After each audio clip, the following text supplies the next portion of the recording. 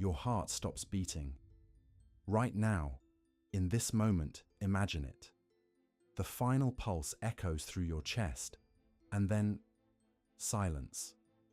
What happens next isn't what you think. For decades, we believed death flipped like a light switch. One moment you're here, the next you're gone. But recent research has shattered that assumption completely. Scientists monitoring dying patients discovered something extraordinary. The brain doesn't shut down when the heart stops. Instead, it explodes with activity, unlike anything we see in normal waking life. Consciousness doesn't vanish in an instant. It lingers, sometimes for seconds, sometimes for minutes, and in ways we're only beginning to understand, possibly even longer. This isn't speculation or philosophy. This is measurable, documented science that's forcing us to rewrite our definition of death itself. The moment your heart stops pumping blood, a cascade of events begins that's far more complex than medical textbooks suggested. Your cerebral cortex, the thinking, decision-making part of your brain, remains fully functional for up to 20 seconds. That might not sound like much, but consider what you can experience in 20 seconds. An entire memory, a profound realization, a lifetime of thoughts compressed into a final moment of awareness.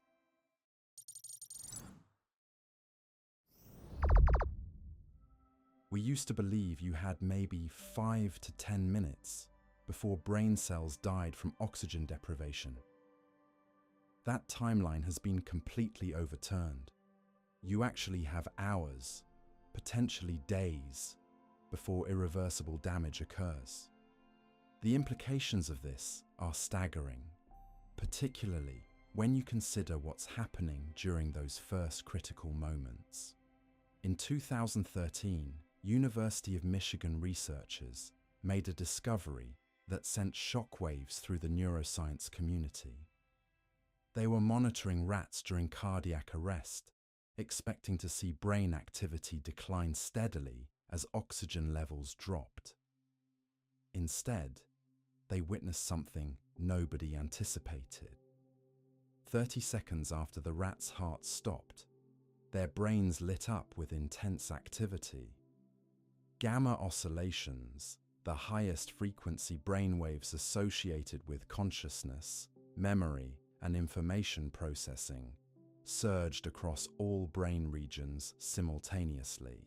This wasn't random electrical noise from a dying organ.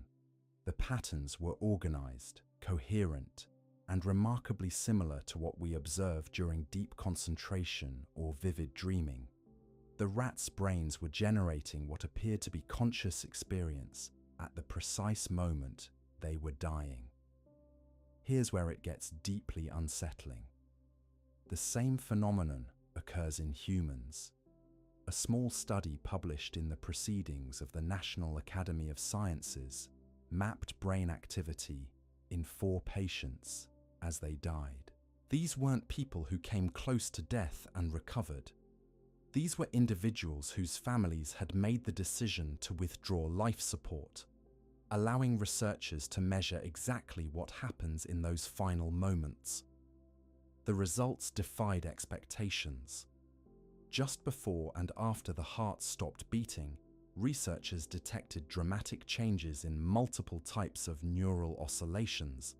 Gamma waves spiked, but so did delta, theta, alpha, and beta oscillations, all the frequencies associated with high-level cognitive functions like concentrating, dreaming, meditation, memory retrieval, and conscious perception. The EEG readings showed patterns remarkably similar to someone deeply immersed in remembering something vivid or experiencing an intense dream.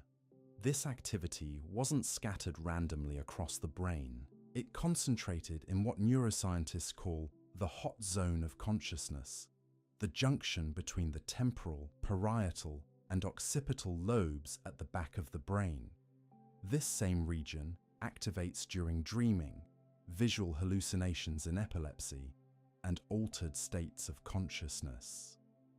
What could the brain possibly be doing in those final moments? One researcher described it as the brain playing a last recall of important life events.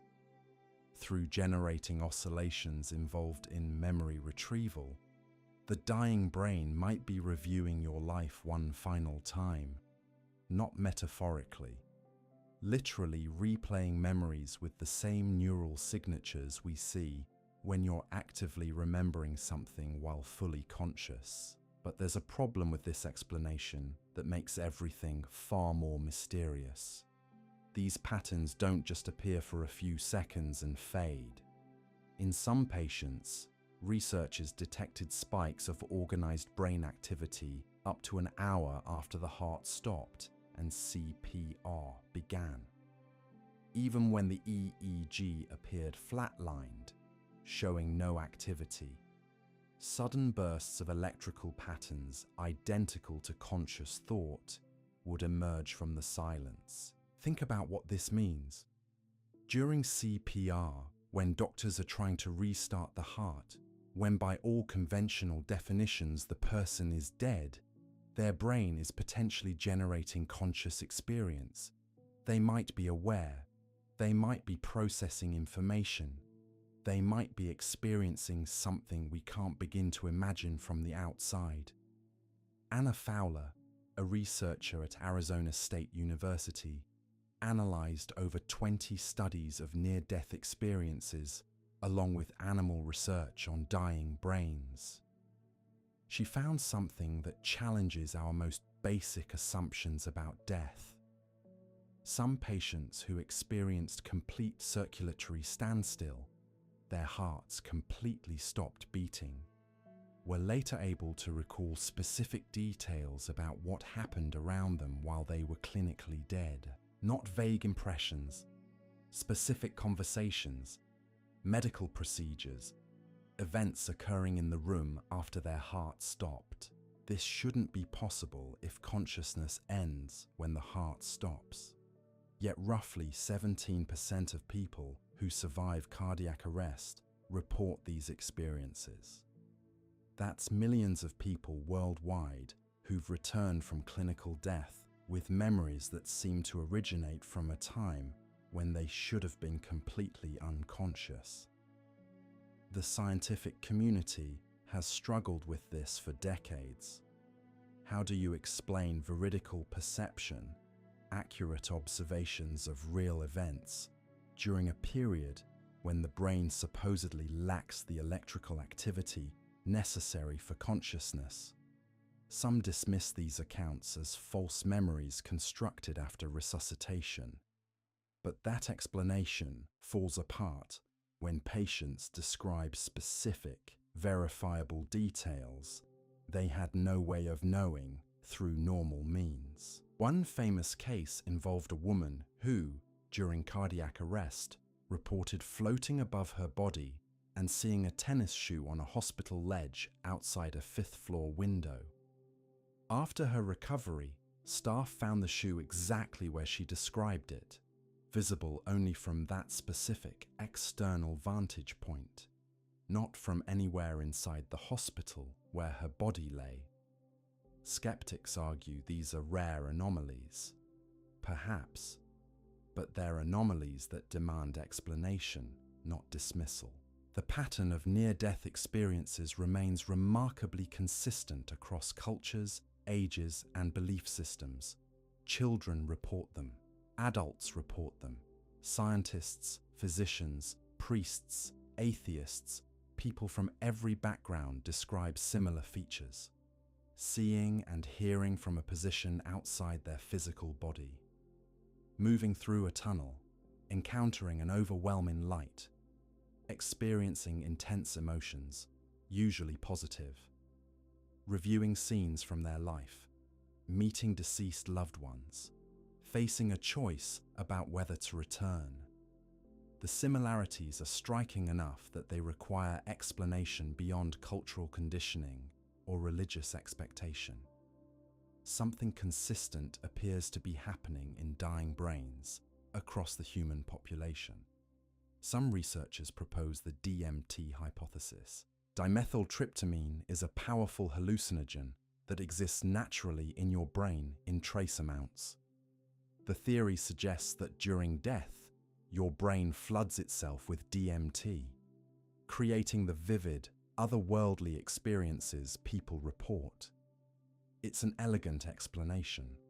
Psychedelic substances can indeed induce experiences resembling religious descriptions of the afterlife, both heaven-like euphoria and terrifying hallucinations. But here's the catch. Nobody has actually measured DMT levels in dying human brains. We know the pineal gland can synthesize it. We know it's present in living brains at very low concentrations, but we don't know if it surges during death. The hypothesis remains speculation, however plausible it might seem. What we do know is that the dying brain enters a survival mode, unlike anything it experiences during normal life. When oxygen levels drop, the brain doesn't simply shut down, it fights back. Studies of animals undergoing brain death show the organ releasing numerous signaling molecules and creating unusual brainwave patterns as it attempts to resuscitate itself.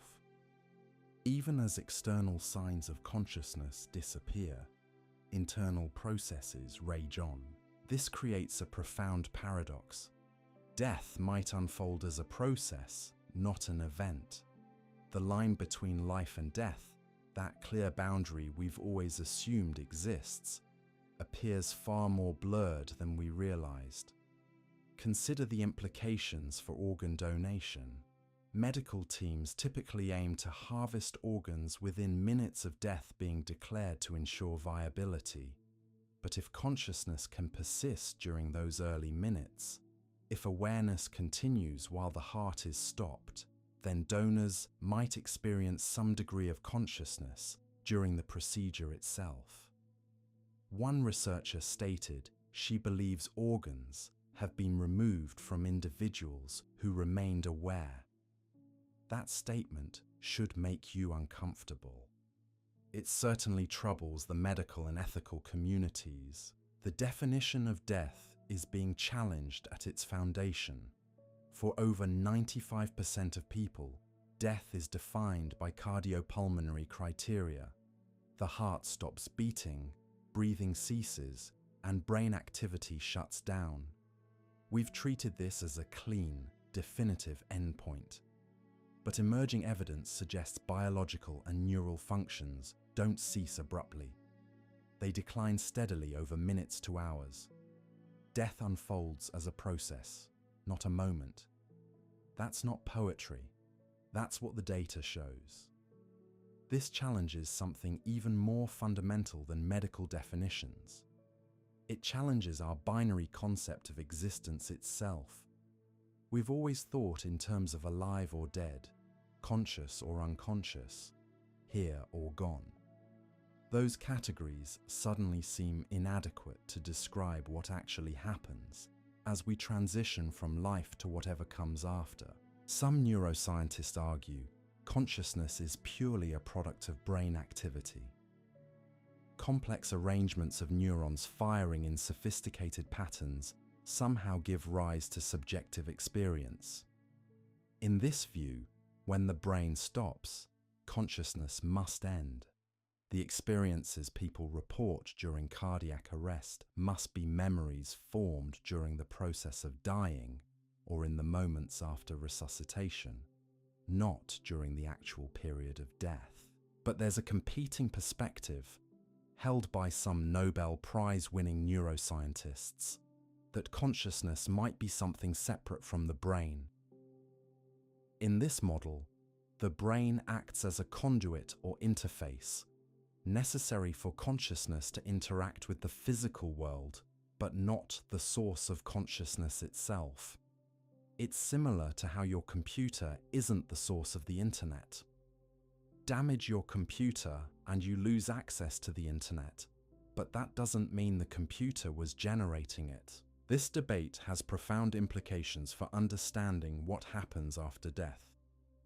If consciousness is purely brain-generated, then death of the brain means absolute cessation of experience. Nothing survives, nothing continues.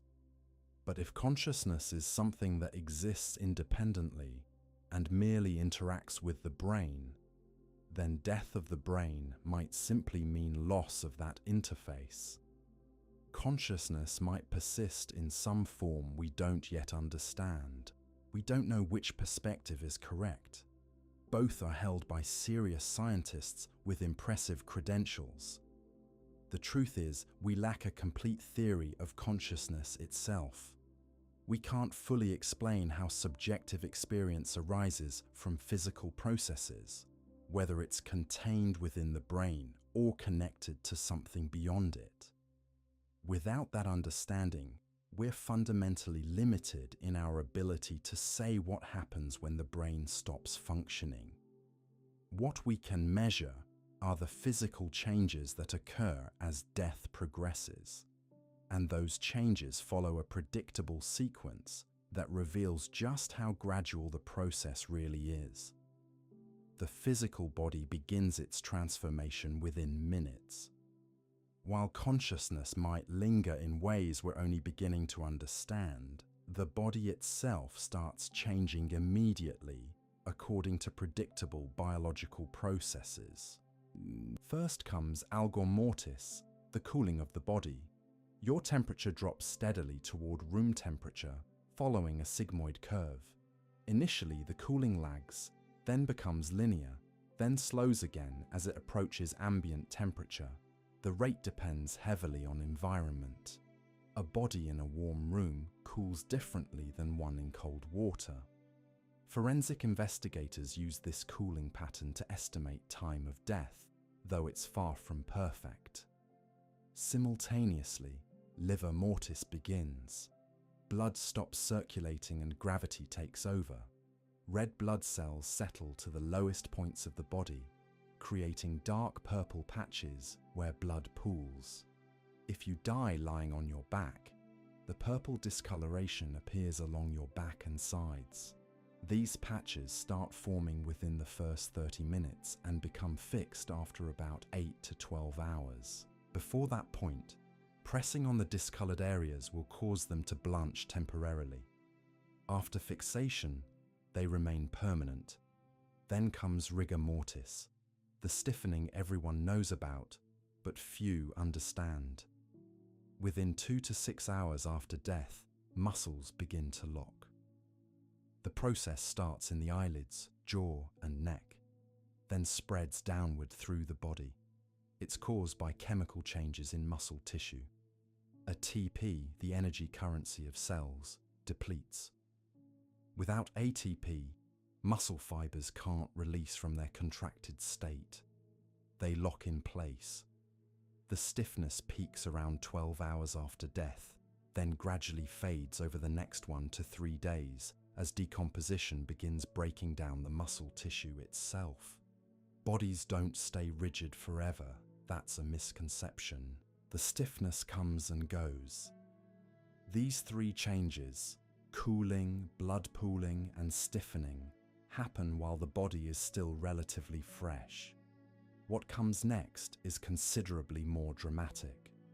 Around the 24 to 72 hour mark, depending on temperature and environment, decomposition truly begins. This stage is called autolysis, self-digestion. Your cells start breaking down from the inside.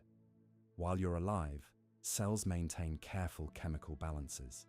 They regulate what comes in and what goes out. But when oxygen stops flowing and the heart stops pumping, those regulatory systems fail. Cells lose their ability to control their internal environment. Lysosomes, small structures inside cells that contain digestive enzymes, begin to rupture. These enzymes were meant to break down cellular waste and old components. Now they're released without restraint, digesting the cell itself from within. This process spreads from cell to cell, tissue to tissue. The first organs to show significant autolysis are those richest in enzymes: the pancreas, stomach, and intestines. The pancreas essentially digests itself. The stomach, which produced acid to break down food, now breaks down its own lining. The intestines, home to trillions of bacteria, become the site of intense microbial activity. Because yes, you're not alone in this process. You've never been alone. Your body hosts trillions of bacteria, mostly in your gut. They helped you digest food while you were alive. Now they have unrestricted access to your tissues. Without your immune system to keep them in check, these bacteria spread throughout your body. They consume tissue, producing gases as byproducts of their metabolism. Carbon dioxide, methane, hydrogen sulfide, the gases accumulate. This leads to the bloat stage, typically beginning 3 to 5 days after death in moderate temperatures. The gases produced by bacterial decomposition cause the body to swell. The abdomen distends first, often dramatically. Then the face, breasts, and genitals swell. The pressure builds. Skin begins to slip and separate from underlying tissue. Blisters form. Hair loosens and can be pulled out easily. The accumulating gases eventually find release through natural orifices. A dark, foul-smelling fluid called purge fluid forces its way out of the nose and mouth, driven by internal pressure. The bloated stage can be disturbing to witness. Bodies sometimes move or make sounds as gases shift and escape. These aren't signs of life. They're purely mechanical results of decomposition. Bodies can sit up or move limbs as tendons contract or gases shift weight distribution. Temperature dramatically affects this timeline. In hot, humid environments, bloat can begin within 1 to 3 days. In cold conditions, it might take a week or longer. Refrigeration or freezing essentially pauses the process. This is why bodies are kept cool in morgues, not to prevent decomposition entirely, but to slow it significantly while arrangements are made. After bloat comes active decay. This is when the body loses most of its mass. Fluids leak from orifices, tissues liquefy. The bacterial and enzymatic breakdown accelerates as more tissue becomes accessible to decomposers. Insects arrive if they haven't already. Blowflies and flesh flies are typically first, often appearing within hours of death if the body is accessible. They lay eggs in moist areas: eyes, nose, mouth, wounds. The eggs hatch into larvae within a day. These maggots feed voraciously on decomposing tissue. The maggot activity actually accelerates decomposition significantly. A body covered in maggots will decompose much faster than one protected from insects. Forensic entomologists can determine time of death by identifying which insects are present and what stage of their life cycle they've reached. After most soft tissue has decomposed, advanced decay begins. The body assumes a collapsed, caved-in appearance as internal structures break down. Remaining tissue darkens and dries. Decomposition slows significantly because most easily accessible organic matter has been consumed. What remains is primarily bone, along with dried tissue, hair, and cartilage. This transitions into skeletonization, the final stage. How long skeletonization takes varies enormously based on environment. In open, warm, humid conditions, a body can skeletonize in a matter of weeks. In cold or buried conditions, it might take months or years. Even bones don't last forever.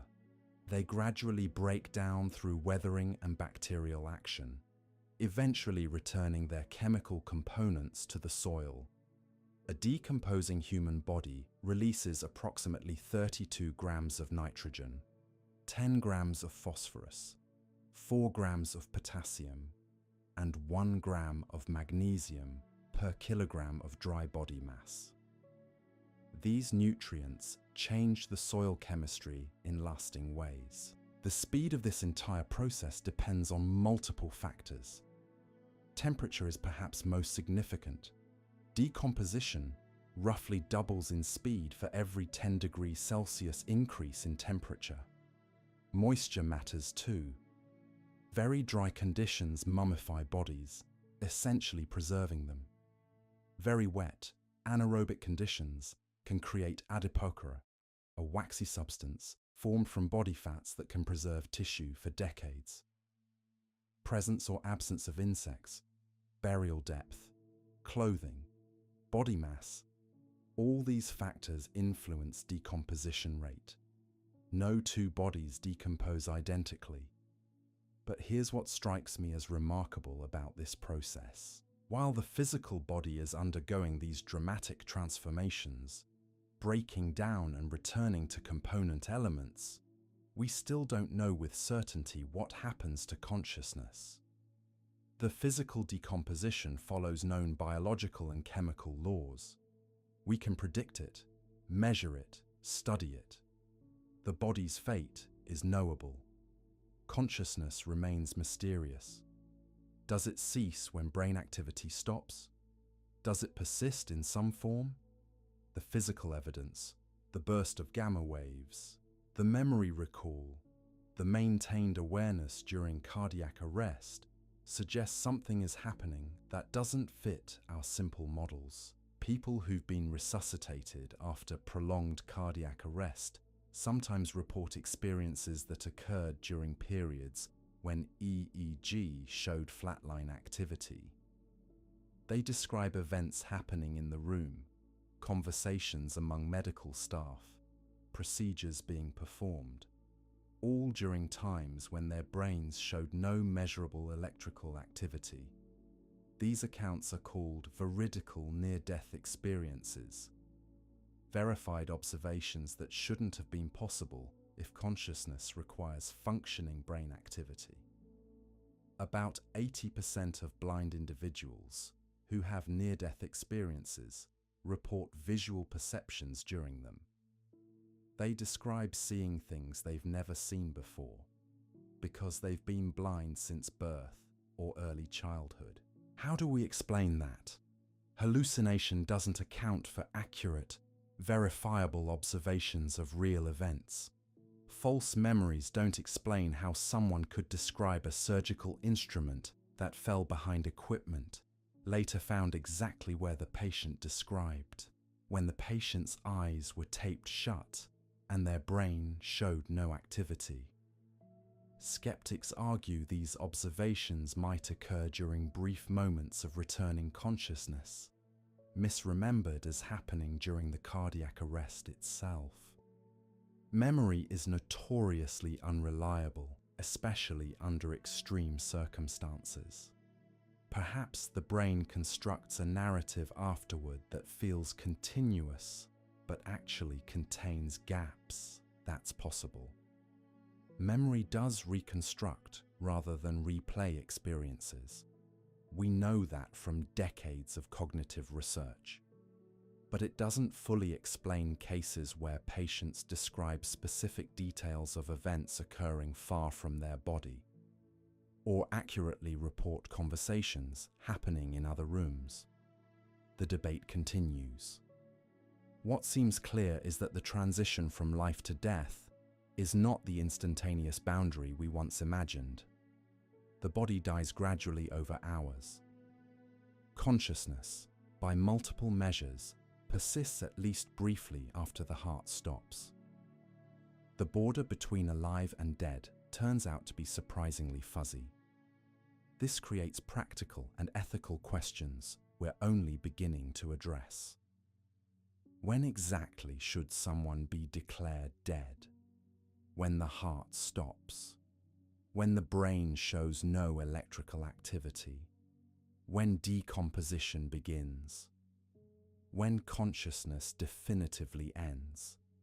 And how would we even measure that? These aren't just philosophical puzzles. They affect real decisions about real people.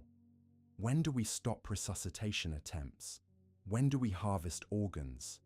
When do we consider someone beyond recovery? The science is forcing us to reconsider definitions we thought were settled. And the physical process of bodily decomposition continues, regardless of how we define death's precise moment. The body knows what to do. It's been doing this for as long as life has existed. The chemistry of death follows the chemistry of life, just in reverse. Cells that once consumed oxygen now consume themselves. Proteins that built structures now break those same structures apart. It's autophagy on a scale that stops being controlled. This is autolysis, the first stage of decomposition. It begins immediately when circulation stops. Your cells have been kept in careful balance your entire life. Enzymes that could digest cellular components are contained in specialized compartments called lysosomes. Think of them as chemical weapons, stored in secure facilities within each cell. As long as the cell is alive, those facilities remain sealed. Death changes that.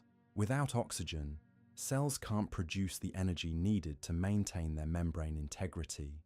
The lysosome walls break down, enzymes spill out, and they start digesting the cell from the inside.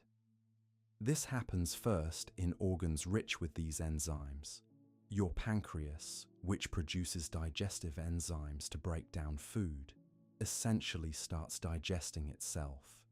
Your liver follows, then your kidneys. Cells rupture. Their contents leak into surrounding tissues. The process spreads. Bacteria accelerate everything. You're never actually alone. Your gut contains trillions of bacterial cells, outnumbering your human cells. In life, your immune system keeps them confined to appropriate locations. Your stomach acid kills most of what you swallow. Your intestinal lining forms a barrier. White blood cells patrol for anything that escapes. Death removes those barriers. The bacteria that peacefully inhabited your intestines suddenly have free range. They migrate through the now permeable intestinal walls. They spread through blood vessels that no longer flow. They colonize organs that can no longer resist. And they do what bacteria do best: consume and multiply. This bacterial feast produces gases, lots of them. Methane, hydrogen sulfide, ammonia, carbon dioxide. The gases accumulate faster than they can escape. Pressure builds in the abdomen. The torso swells. This is bloat, and it typically starts 3 to 5 days after death. But that timeline varies wildly. Temperature matters most. A body in a hot environment might bloat within 24 hours. In cold conditions, bloat might not begin for 2 weeks. The bacterial processes are chemical reactions, and chemical reactions speed up with heat, slow down with cold. Humidity matters too. Moist environments accelerate bacterial growth. Dry conditions slow everything down. Bodies in deserts can mummify rather than decompose, their tissues drying out faster than bacteria can consume them. Whether the environment has oxygen changes the types of bacteria that thrive. Aerobic bacteria need oxygen. Anaerobic bacteria don't. Both will consume a body, but they produce different byproducts, different smells, different timelines. The gases building up during bloat eventually find exit routes, through natural orifices, through ruptures in the skin. The release produces what forensic scientists call purge fluid, a dark, foul-smelling liquid forced out by gas pressure. It's a mixture of decomposed tissue, bacterial byproducts, and whatever remained in the digestive tract. This marks the transition to active decay, the most dramatic phase of decomposition. The body loses most of its mass during this stage. Soft tissues liquefy. Organs break down into unrecognizable slurry. The skin, no longer supported by underlying structures, sloughs off in sheets. Insects arrive. Blowflies often show up within minutes of death, attracted by gases the body releases even before bloat begins. They lay eggs in moist areas, eyes, nose, mouth, wounds. Those eggs hatch into larvae, maggots, which consume soft tissue with remarkable efficiency. Forensic entomologists use insect succession to estimate time of death. Different species arrive at different stages. Blowflies first, then flesh flies. Later, beetles that prefer drier tissue. The insect timeline is predictable enough that examining which species are present and at what stage of development can narrow down death time to within hours. The maggots themselves are fascinating.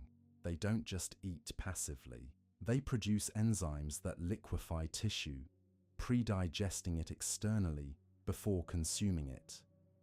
A large maggot mass generates significant heat through metabolic activity, sometimes raising the temperature of the mass to over 40 degrees Celsius. That heat accelerates decomposition in the surrounding tissue. Eventually, the soft tissue is consumed. What remains enters advanced decay.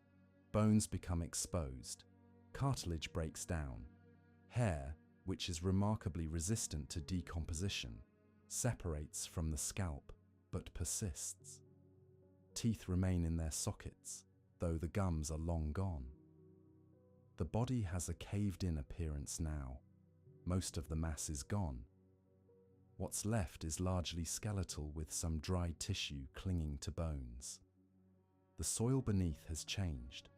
A decomposing human body releases approximately 32 grams of nitrogen, 10 grams of phosphorus, 4 grams of potassium, and 1 gram of magnesium for every kilogram of body mass. That chemical influx alters soil composition in ways that persist for years. Plants growing near decomposition sites often show unusual growth patterns. Too much nitrogen at once can actually inhibit plant growth. The soil becomes temporarily toxic. Eventually, those nutrients get processed by soil organisms and the ground recovers. But there's a detectable chemical signature that can remain for a decade or more. Skeletonization is the final stage. In warm, open environments, a body can reduce to bones in as little as 9 days. In cold or buried conditions, it might take years. The bones themselves will eventually decompose, but that process is measured in decades or centuries, not weeks or months. Bone is surprisingly durable. It's mostly mineral, calcium phosphate in a crystalline structure called hydroxyapatite. Organic components, primarily collagen, make up about 30% of bone tissue. The organic portion breaks down relatively quickly. The mineral portion persists. How long bones last depends entirely on environment. Acidic soil dissolves bone faster than alkaline soil. Wet conditions accelerate breakdown.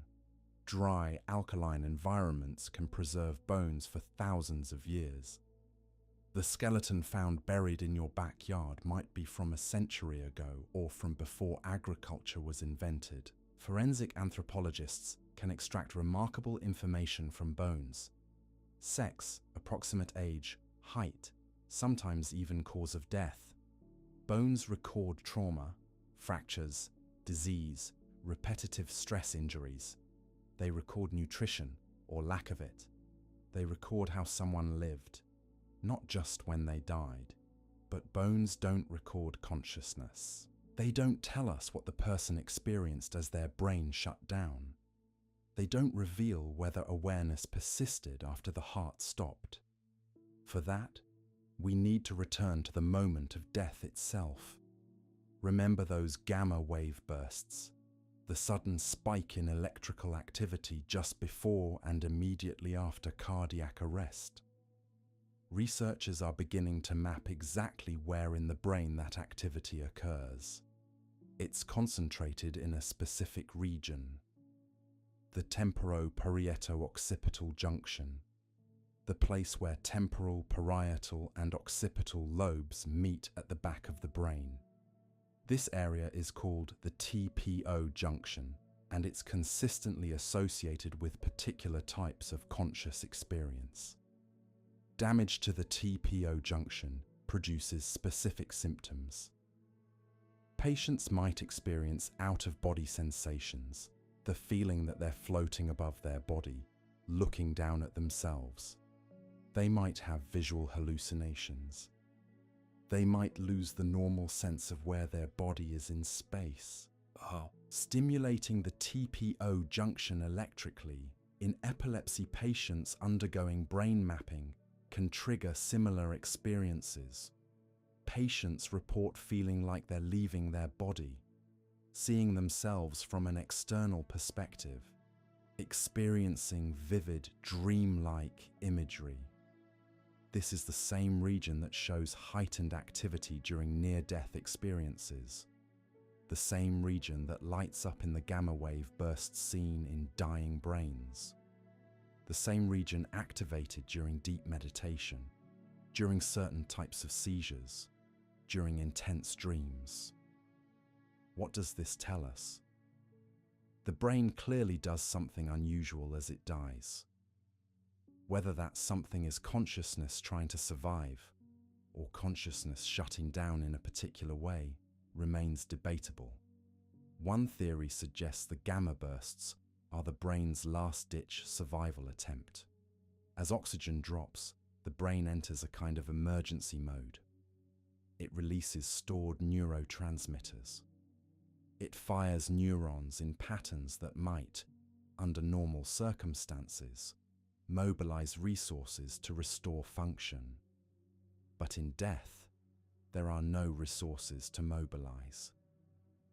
The emergency broadcast plays out without actually saving anything. Another theory proposes the bursts are memory-related. The hippocampus, the brain's memory center, shows particularly strong gamma activity during the dying process. Maybe the brain is accessing stored memories, playing them back, reviewing them. The life review that near-death experiencers consistently report might be this memory replay process becoming conscious. A third possibility is that the gamma activity represents consciousness itself, temporarily freed from normal constraints. Some neuroscientists, including Nobel laureates, suggest consciousness might not be produced by the brain, but rather channeled through it. The brain as receiver rather than generator. In this view, death doesn't end consciousness. It just ends the brain's ability to channel or constrain it. That's speculation. The receiver theory has its supporters in neuroscience, but it's controversial. What's not controversial is that something measurable and specific happens in dying brains. The pattern is consistent. The location is predictable. The timing follows the shutdown of cardiac function. And here's what makes it particularly intriguing. The gamma bursts occur after the EEG has flatlined. Standard EEG measures electrical activity at the cortex, the brain's outer layer. When doctors say the EEG is flat, they mean cortical activity has ceased. That's traditionally been considered the end of consciousness. But the gamma bursts are happening in deeper structures. The hippocampus is buried inside the brain, not at the surface. The TPO junction is at the cortex, but involves connections to deeper regions. Standard EEG isn't sensitive enough to detect this deeper activity. It takes specialized electrodes placed directly on or in the brain tissue. This raises uncomfortable questions about what we mean by brain death. Current definitions rely on measurements that might miss continued neural activity. If consciousness correlates with gamma oscillations in deep brain structures, and those oscillations can continue after cortical activity ceases, then our definition of death might be marking the wrong boundary. The practical implications are significant. Organ donation guidelines require that death be determined before organ harvest begins. Currently, death can be declared when the heart stops and doesn't restart after appropriate resuscitation attempts. Organs are then harvested as quickly as possible to ensure viability. But if consciousness might persist for hours after cardiac arrest, if the brain might remain functionally active in ways our standard measurements don't detect, then some organ donors might still be aware during the harvest procedure. They can't respond, they can't move, but they might be conscious. Researchers are calling for updated protocols, better monitoring, deeper understanding of what neural shutdown actually looks like. The science is forcing a fundamental reassessment of what we call death, and when we can confidently say it has occurred. The body's decomposition timeline is clear. The consciousness timeline remains frustratingly unclear. We can predict with reasonable accuracy when tissues will liquefy, when bones will be exposed, when skeletonization will complete. We cannot predict with confidence when consciousness ceases. This gap between physical certainty and experiential mystery defines our current scientific understanding of death. The material processes are mapped. The subjective experience remains largely unknown. And that unknown space is where the most profound questions live. The answers might come from chemistry, DMT, dimethyltryptamine, a powerful psychedelic compound that exists naturally in hundreds of plant species, and possibly in humans. There's a theory that's gained significant traction in both scientific and popular circles. The brain releases massive amounts of DMT at death. This flood of psychedelic molecules creates the tunnel, the light, the life review, the sense of peace. Everything near-death experiencers report becomes explainable through neurochemistry rather than metaphysics. It's an attractive explanation, clean, materialist, testable in principle. But here's the problem. We don't actually know if it's true. DMT does exist in trace amounts in mammalian tissue. Studies have found it in rat brains, rat lungs, rat blood. The levels are incredibly low, barely detectable, but it's there. The question is whether those trace amounts could suddenly spike at death, reaching concentrations high enough to produce psychedelic effects. In 2019, a team at the University of Michigan demonstrated that rat brains produce DMT. They measured it directly. They also showed that the enzymes needed to synthesize DMT are present in mammalian neurons. The machinery exists. That doesn't prove the death flood theory, but it makes it plausible. The speculation goes like this. As the brain begins shutting down, normal regulatory mechanisms fail. Whatever systems usually keep DMT production tightly controlled stop functioning. The synthesis enzymes work unchecked. DMT levels surge. The dying person essentially trips, experiencing vivid hallucinations that match the classic near-death pattern. Supporting this idea is the fact that people who take DMT recreationally report experiences remarkably similar to NDEs. The tunnel, the light, the sense of cosmic significance, encounters with entities or presences, feelings of profound peace or terror. The phenomenology overlaps almost perfectly, but correlation isn't causation. The similarities might mean DMT causes near-death experiences, or they might mean both DMT trips and NDEs activate similar brain regions, creating similar subjective experiences through different mechanisms. Or they might indicate something else entirely. The major problem with the DMT death release theory is that we have no direct evidence for it in humans. We've never measured a surge of DMT in a dying human brain. We can't. The ethical and practical barriers are insurmountable. You can't put DMT monitoring equipment in someone's brain as they die. You can't collect cerebrospinal fluid samples from dying patients to check DMT levels. So the theory remains speculative, plausible but unproven. It fits the data we have about NDEs and about DMT separately. Whether it correctly explains the connection between them is unknown. There's another neurochemical candidate: endorphins, the brain's natural opioids. These definitely surge during extreme stress and trauma. They're responsible for the phenomenon where accident victims report feeling no pain even with catastrophic injuries, the runner's high, the calm that can accompany severe blood loss. Endorphins flood the system, creating euphoria and pain relief. Some researchers suggest endorphins explain the peaceful, blissful quality many near-death experiences report. The brain, detecting imminent death, releases massive quantities of these molecules.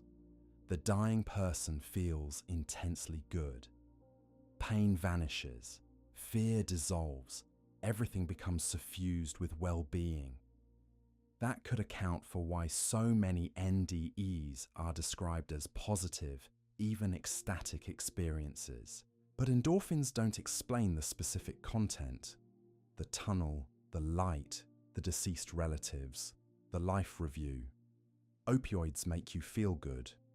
They don't create structured hallucinations with consistent features across millions of reports.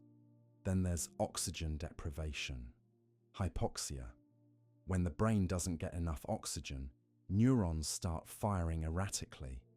This creates various perceptual distortions. Tunnel vision is a known effect of hypoxia. The peripheral visual field goes dark first, leaving only central vision intact. That creates the experience of moving through a tunnel toward a light. Fighter pilots undergoing high G training sometimes experience hypoxia. They report tunnel vision, sometimes loss of consciousness, occasionally dreamlike experiences during the brief blackout. These effects result from blood being forced away from the brain by centrifugal force. The brain gets temporarily starved of oxygen. Neurons misfire. Consciousness fragments. This offers a straightforward explanation for the tunnel element of NDEs. As blood flow drops during cardiac arrest, the visual cortex experiences hypoxia. Peripheral vision fails. The experiencer perceives a tunnel. Later, if they survive, they report moving through a tunnel toward light. Simple cause and effect. But hypoxia doesn't explain everything else. Why the life review? Why the consistent reports of deceased relatives? Why the sense of leaving the body and observing from above? Oxygen deprivation might account for one feature of NDEs, but it doesn't address the full pattern. Some researchers point to temporal lobe seizures. The temporal lobes are involved in memory, emotion, and the sense of self.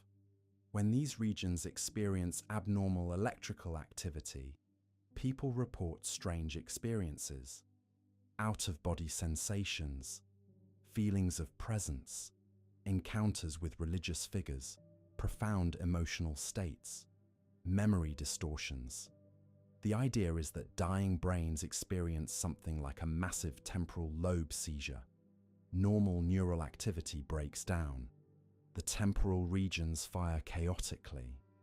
This creates the experiential features of NDEs: the sense of leaving the body, the encounter with deceased loved ones, the life review, the emotional intensity, all products of misfiring temporal lobe neurons. Again, there's evidence this could contribute. Temporal lobe epilepsy does produce experiences that superficially resemble NDEs, but the details differ. Seizure-induced experiences are typically fragmentary, confused, disturbing. NDEs are usually reported as coherent, meaningful, and positive. The phenomenology doesn't quite match. What about purely psychological explanations? Some researchers argue NDEs are defense mechanisms. The brain, confronting its own extinction, creates a comforting narrative. The tunnel provides structure. The light offers hope. Deceased relatives provide reassurance. The life review gives meaning. It's all psychological self-protection. The mind shielding itself from the terror of death. This fits with how humans generally handle extreme stress. We create narratives, we find patterns, we make meaning. Faced with the ultimate stressor, our own death, the mind might construct an elaborate protective fiction. The NDE becomes psychological armor against existential dread. The weakness here is that this doesn't explain why the protective fiction takes such consistent forms across cultures, ages, and backgrounds. If it's just the mind creating comforting stories, you'd expect more variation. Different people should create different protective narratives based on their individual psychology and cultural background. Instead, we see remarkable consistency in the core features. Then there's the social explanation. Maybe NDEs are constructed after the fact. The person has some fragmentary, confused experiences during the dying process. After revival, they try to make sense of what happened. They've heard about NDEs, they know the cultural script, they unknowingly shape their memories to fit the expected pattern. The tunnel, the light, the relatives. These become organizing principles that give structure to chaotic neural noise. Memory is reconstructive, not reproductive. Every time we recall something, we partially rebuild it. Details change. Narratives shift. Cultural expectations influence how memories take shape. Perhaps reported NDEs are less like video recordings of actual experiences and more like stories constructed from fragmentary sensations, filtered through cultural frameworks and social expectations. This could explain the consistency. Western experiences describe tunnels and lights because that's the Western NDE template. People in other cultures describe culturally appropriate figures and imagery. The underlying experience might be pure chaos. The reported experience becomes structured through social and cultural processes. But this struggles with timing. Many near-death experiencers report their experiences immediately upon revival, before cultural frameworks could reshape memory, before they've had time to construct narratives. The accounts are often spontaneous, detailed, and emotionally intense. They don't feel like reconstructed memories. They feel like direct reports of vivid experiences. There's also the veridical evidence problem. Some NDEs report specific, verifiable details about events that occurred while they were unconscious. A patient describes a surgery in accurate detail despite being under anesthesia.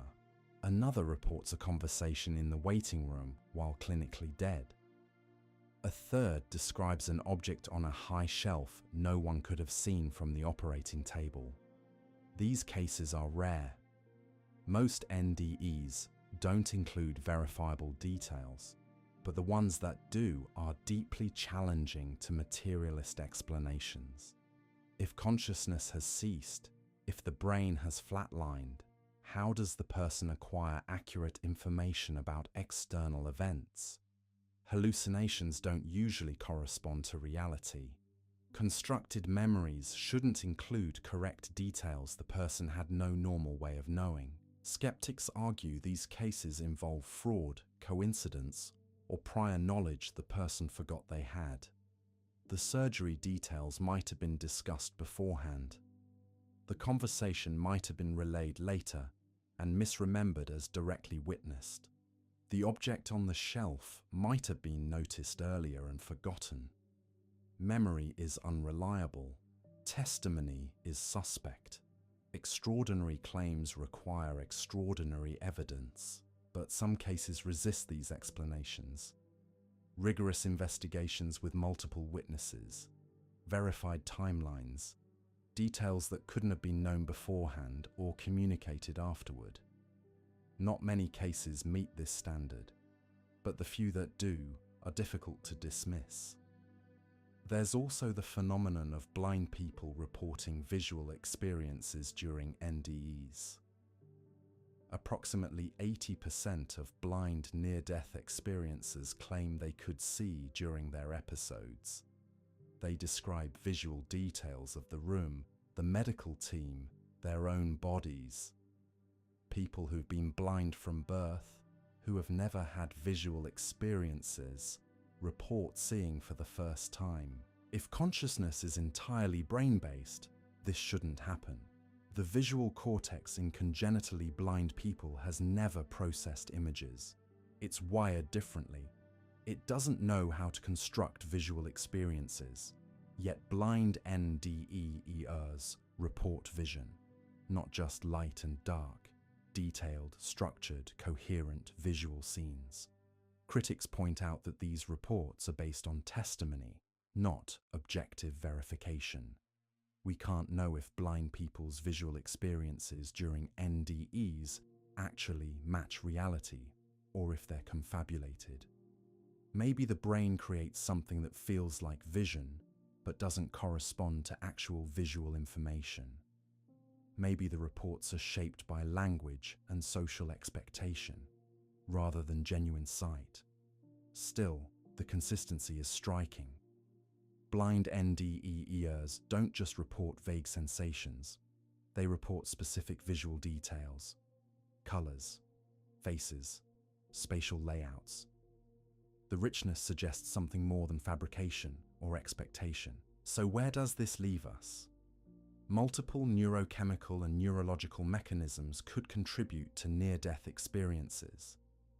DMT might play a role. Endorphins could create the euphoria. Hypoxia might produce the tunnel. Temporal lobe activity could generate the out-of-body sensations and life review. Psychological defenses might structure the experience. Cultural frameworks might shape the narrative. But none of these explanations, alone or combined, fully accounts for all the features. The timing doesn't always work. The phenomenology doesn't quite match. The veridical cases remain unexplained. The blind vision reports are anomalous. We're left with an uncomfortable possibility. Maybe consciousness during death isn't entirely reducible to brain chemistry and neural activity. Maybe there's something else happening. Something our current scientific frameworks don't capture. This doesn't require believing in souls or afterlives. It just requires acknowledging that our understanding remains incomplete. That the relationship between consciousness and brain might be more complex than simple production or generation. Some neuroscientists take this seriously. They propose that consciousness might be a fundamental property of the universe, not an emergent phenomenon produced by brains. In this view, brains don't create consciousness, they channel or focus it, like a radio receiving signals rather than generating them. Death doesn't end consciousness. It ends the brain's ability to channel specific forms of awareness. This is speculative, controversial, not mainstream science, but it's not pseudoscience either. Respected researchers hold versions of this view. They base it on the hard problem of consciousness, quantum mechanics interpretations, and phenomena like NDEs that resist conventional explanation.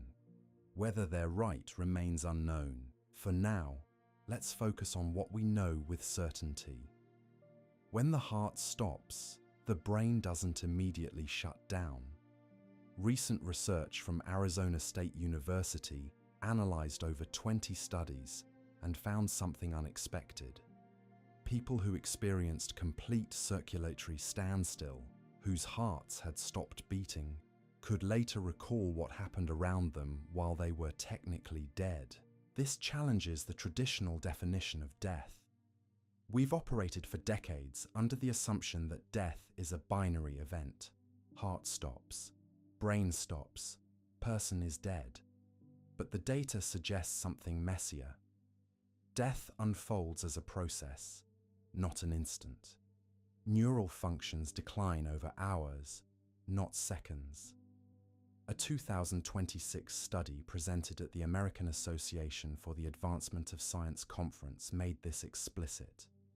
When the heart stops, consciousness doesn't vanish immediately, it persists. For how long depends on multiple factors: temperature, prior health, resuscitation efforts.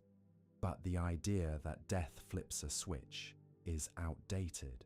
The cerebral cortex, responsible for cognition and sensory processing, remains functional for 2 to 20 seconds after the heart stops. That's the upper estimate for immediate awareness. But here's where it gets complicated. Even after that initial window, the brain isn't necessarily finished. We used to think brain cells died within 5 to 10 minutes without oxygen. Wrong. Current research shows you have hours, potentially days, before irreversible damage occurs. This creates uncomfortable questions for medical practice. Organ donation, for instance. Approximately 1/3 of organ donations happen after cardiac arrest. Medical teams harvest organs within minutes of death being declared. Speed matters for organ viability. But if consciousness can persist during that window, some donors might still be aware when their organs are removed. Researchers have expressed concern about this. One investigator stated her belief that organs have been taken from individuals who remained conscious. Not fully conscious, perhaps, not alert or able to communicate, but aware on some level, experiencing something. This isn't fear-mongering. It's a legitimate ethical concern arising from the science. When exactly does a person stop experiencing? When is it truly safe to assume no awareness remains? The traditional markers, heart stoppage and lack of breathing, might not be sufficient. The brain activity data supports this worry. Studies measuring EEG during cardiac arrest show initial decline as expected. Blood pressure drops, oxygen levels fall, brain activity decreases, but then something strange happens, a transient spike. Electrical activity surges to levels normally associated with consciousness, not in every patient, but in a significant percentage. One study examined 35 patients undergoing end-of-life care. 7 were declared brain dead. They showed no end-of-life electrical surges, but 13 of the remaining 28 patients exhibited these surges. Bursts of brain activity appearing even as other vital signs flatlined. Another study tracked brain activity during resuscitation attempts. Doctors would pause chest compressions and electric shocks periodically to check if the heart would restart. During these pauses, researchers measured brain activity. The brains had flatlined, no detectable activity. But then, even up to an hour into resuscitation, spikes appeared. Brain electrical activity emerged. patterns similar to those seen during normal consciousness. Talking, concentrating, processing information.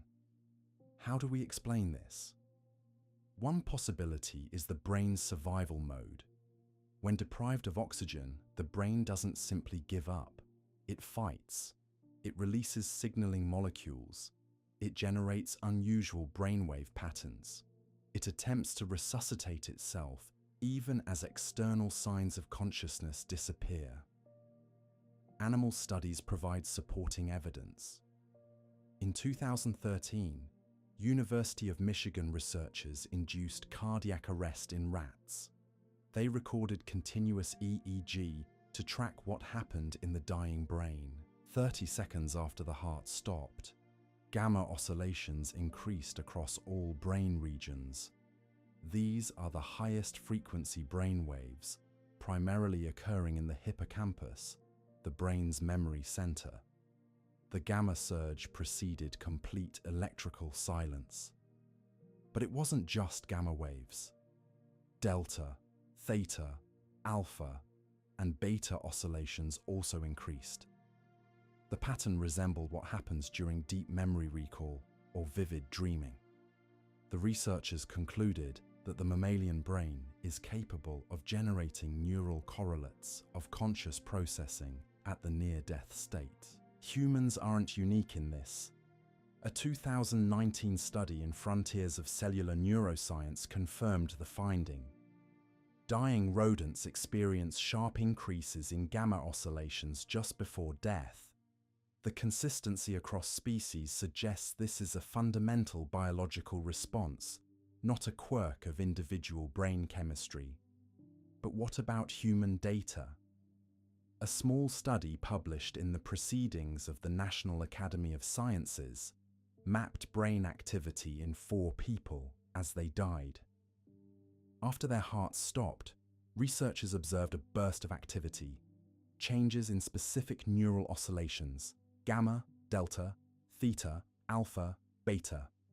The same bands involved in high cognitive functions, concentrating, dreaming, meditation, memory retrieval, information processing, conscious perception. The activity appeared in a specific brain region, the temporoparieto-occipital junction, the area where temporal, parietal, and occipital lobes meet at the back of the brain. This region is called the hot zone of neural correlates of consciousness.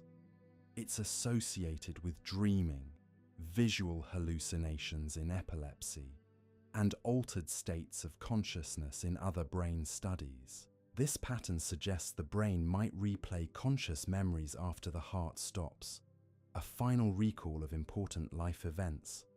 The mechanism makes sense from an evolutionary perspective. If death is imminent, the brain might activate memory systems to review survival-relevant information, a last-ditch attempt to find a solution. But there's a problem with this explanation. The life review in near-death experiences doesn't feel like desperate problem-solving.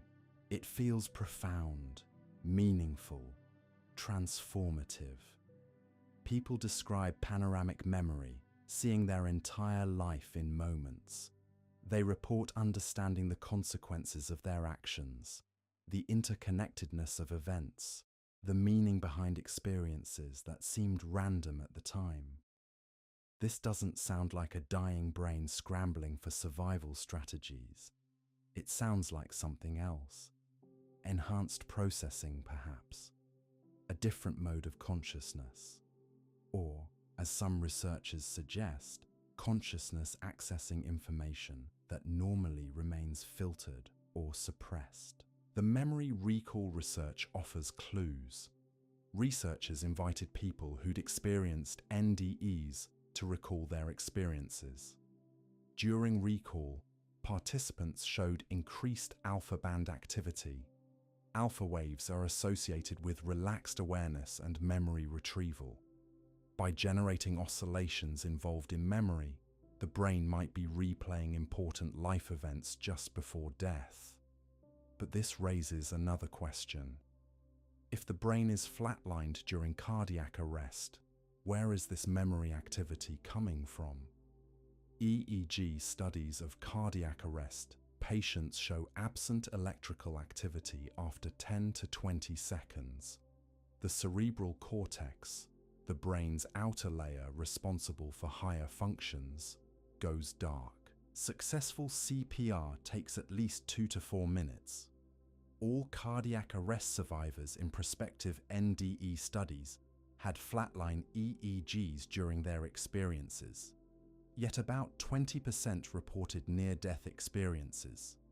They had detailed, coherent, memorable experiences, while their brains showed no measurable activity. Critics argue that flatline EEG doesn't rule out all brain activity. EEG primarily registers cortical electrical activity. Deeper brain structures might remain active. Subcortical areas could generate experiences even when the cortex is quiet. But this objection misses the point. The issue isn't whether any brain activity exists. It's whether the specific brain activity required for conscious experience exists. Contemporary neuroscience identifies this as the global neural workspace. Visible activity in multiple neural centers, coordinated and integrated. A flatline EEG indicates the global neural workspace isn't functioning. The necessary conditions for conscious experience, as currently understood, aren't present. Yet people report rich, detailed, memorable experiences during this time. Experiences they recall with unusual clarity years later. This creates a genuine puzzle. Either consciousness can occur without the global neural workspace, contradicting current theory, or the experiences occur before or after the flatline period, and memory timestamps them incorrectly. Or the EEG is missing activity that's actually happening. Each explanation has problems. If consciousness doesn't require the global neural workspace, our entire framework needs revision.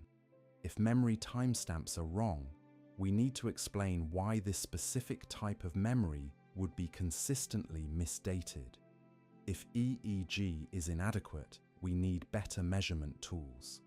Some researchers propose that consciousness during NDEs happens in brief moments when the brain temporarily regains activity.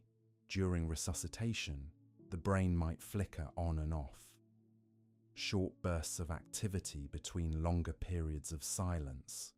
These brief windows could generate the experience, which memory then consolidates into a continuous narrative. This is plausible for some cases, but it doesn't explain veridical perceptions. People reporting accurate details of events that occurred while their brain was flatlined. Unless those perceptions happened during activity bursts, and those bursts coincidentally occurred when the observed events were taking place, the timing would have to be remarkably precise. The person collapses, heart stops, brain goes quiet, medical team begins resuscitation. At some point during the procedure, someone drops an instrument or says something specific. At that exact moment, the patient's brain briefly flickers active. They perceive the event. Brain goes quiet again. Later, they remember it. Possible, but it requires multiple unlikely coincidences. The brain reactivating at the right moments. Those moments aligning with observable events. The person's sensory systems functioning despite lack of blood flow. Their memory encoding the information despite neural disruption. As coincidences pile up, alternative explanations become more attractive. Maybe consciousness isn't entirely dependent on continuous brain activity. Maybe the relationship between consciousness and brain is more complex than current models suggest. This brings us back to the two competing frameworks: consciousness as a product of brain activity, or consciousness as something the brain channels or focuses. The first is materialism. The second is dualism, or at least property dualism. Materialism is the default position in neuroscience. Consciousness emerges from neural complexity.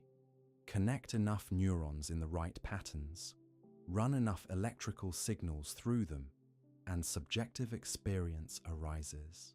No separate mind substance required, just matter organized in specific ways. The problem is, we have no mechanism for how this emergence occurs.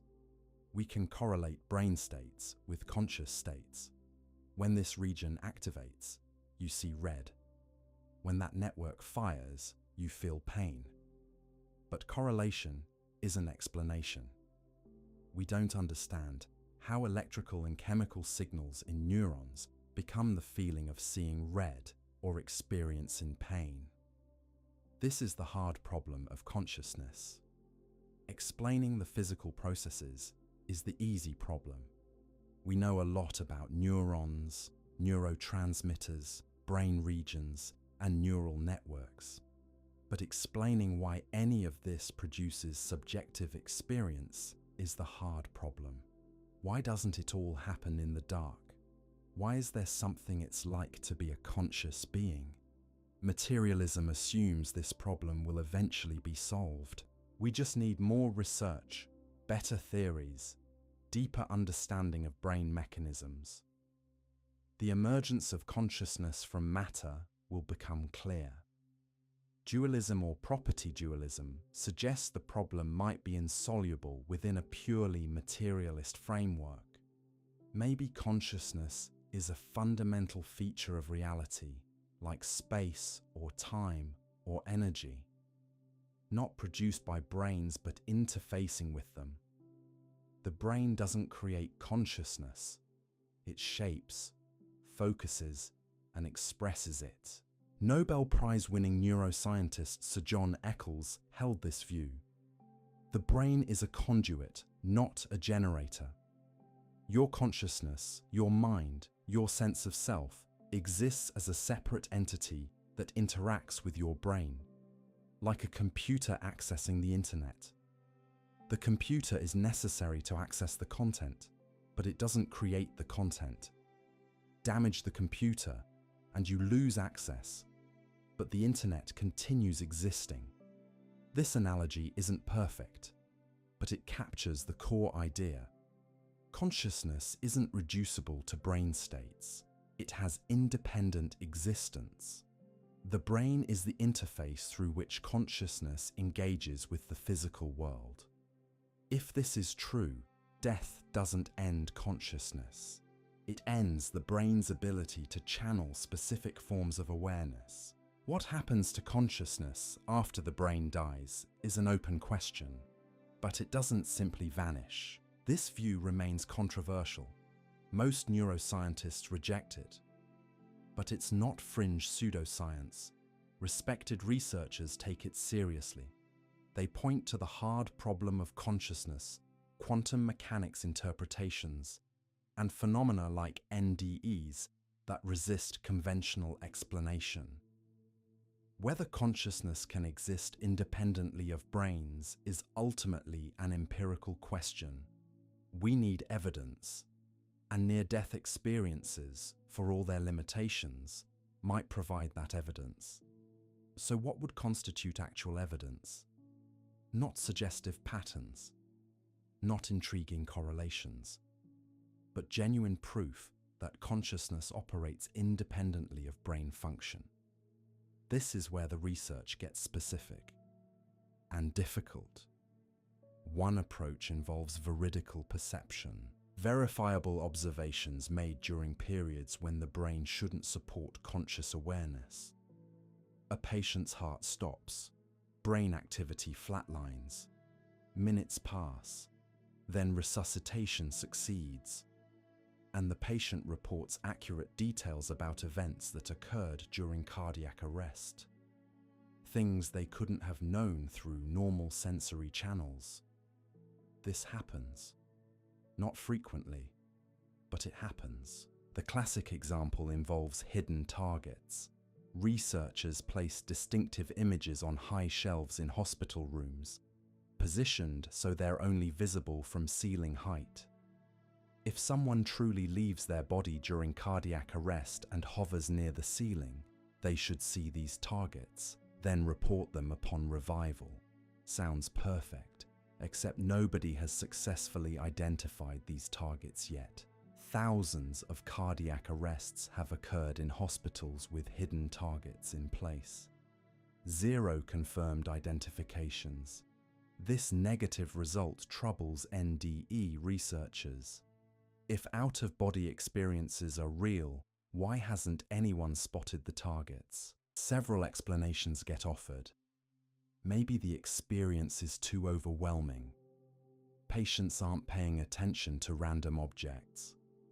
They're focused on the medical team, their own body, deceased relatives.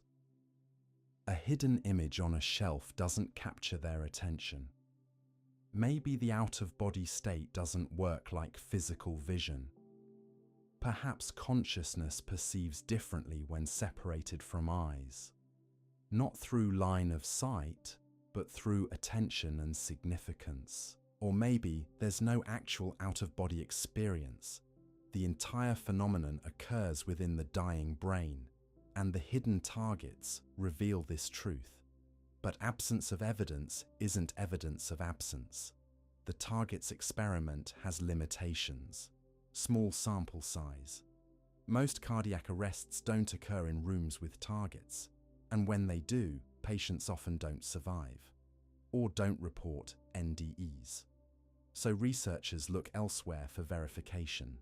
They focus on cases where patients report specific verifiable details, not hidden targets, but observable events.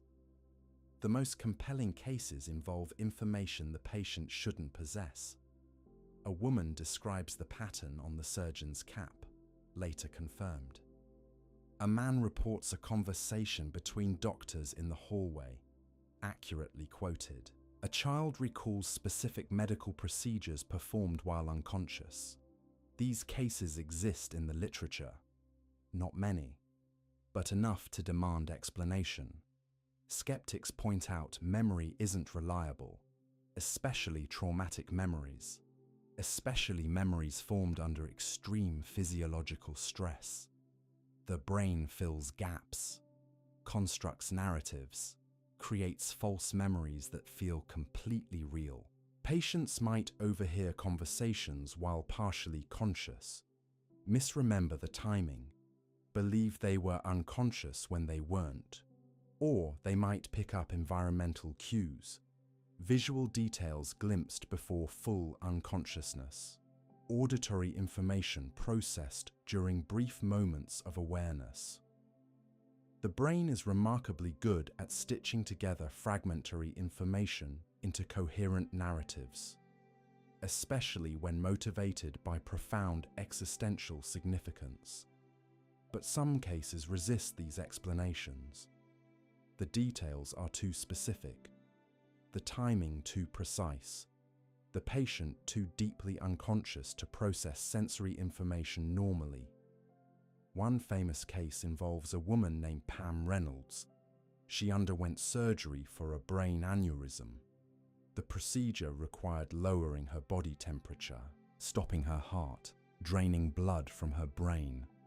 Her EEG was flat, her brainstem responses absent. By every measurable criterion, she was clinically dead during the operation.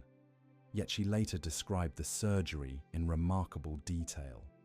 The sound of the bone saw, the shape of the surgical instrument, conversations between medical staff, all verified by the surgical team. This case gets cited frequently as strong evidence for consciousness existing independently of brain function. And it's impressive, but it's also controversial. Some researchers argue she might have been conscious during portions of the procedure, when monitoring suggested she wasn't.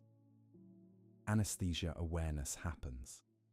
Patients sometimes remain conscious despite appearing deeply unconscious. Others suggest she could have constructed the memories afterward, based on conversations with medical staff, or details mentioned during post-operative care. Memory isn't a recording, it's a reconstruction, and reconstructions can incorporate information acquired after the fact. The debate continues.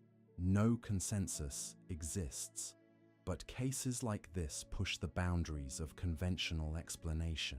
Then there's the phenomenon of blind people reporting visual experiences during NDEs. Approximately 80% of blind individuals who have NDEs describe seeing, not vague impressions, detailed visual perceptions. This challenges straightforward neurological explanations. If you've been blind from birth, your visual cortex never developed normal function. You lack the neural machinery for processing visual information. Yet during NDEs, congenitally blind people report seeing hospital rooms, medical equipment, their own bodies, other people. One explanation suggests these aren't truly visual experiences. They're constructed narratives, the brain creating visual metaphors for non-visual information, a way of organizing spatial and environmental awareness into familiar frameworks. But the blind NDERs insist the experiences felt genuinely visual, not metaphorical, not conceptual, but perceptual. They saw things with clarity, with color, with spatial depth. This remains unexplained and deeply puzzling. Another line of evidence involves the timing of experiences.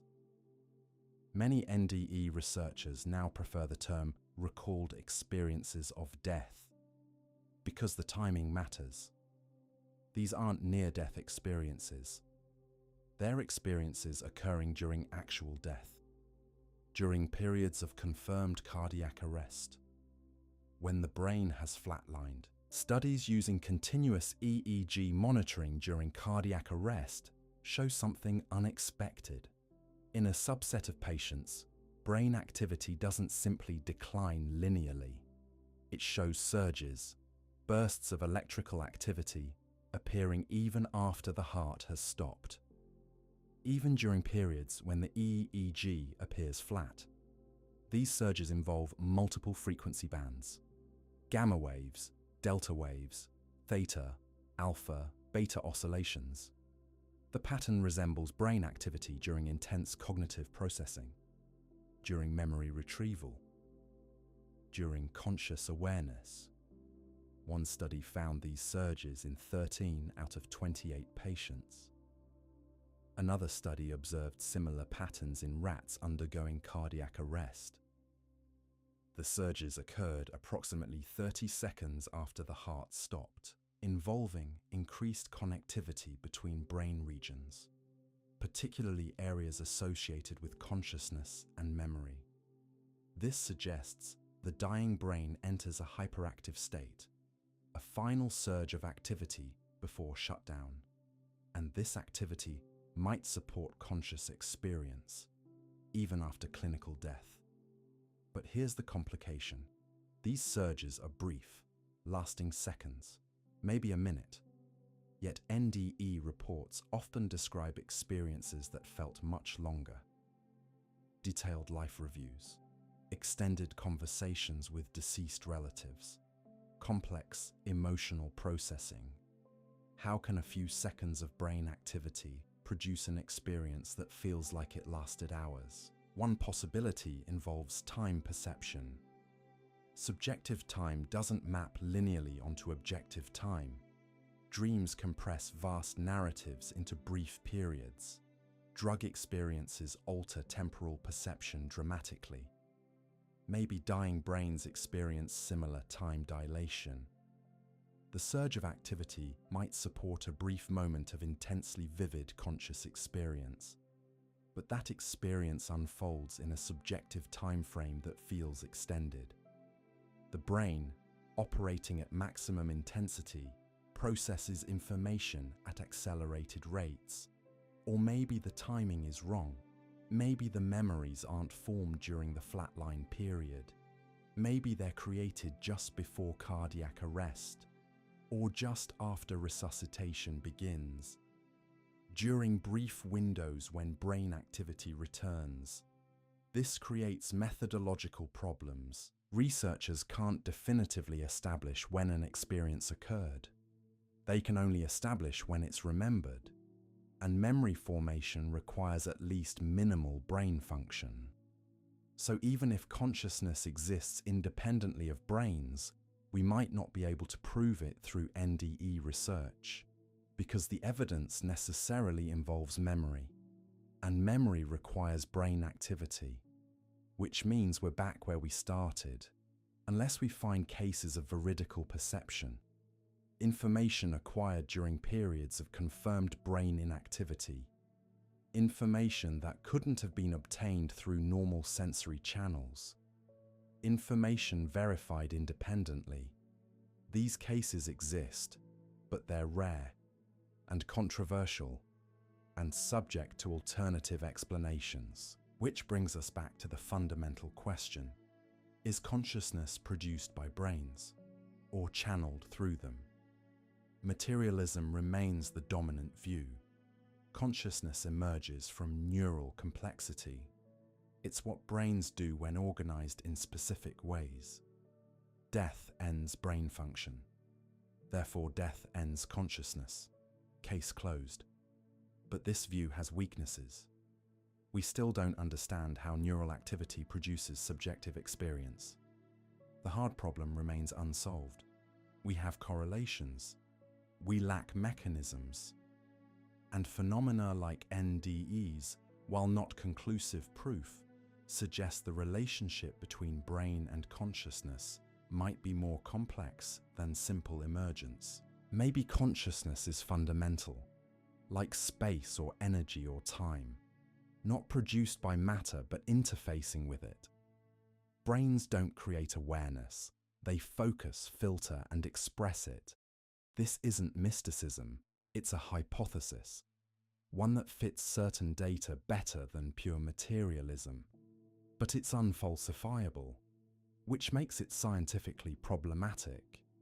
You can't disprove the existence of consciousness independent of brains. You can only fail to find evidence for it. And absence of evidence isn't evidence of absence, so we're left with uncertainty. NDEs provide suggestive patterns. They raise questions, they challenge assumptions, but they don't provide definitive answers. Whether consciousness survives, death remains unknown. The evidence leans both ways depending on your philosophical priors. Materialists see dying brains creating final hallucinations. Dualists see consciousness briefly freed from physical constraints. Both interpretations fit the data.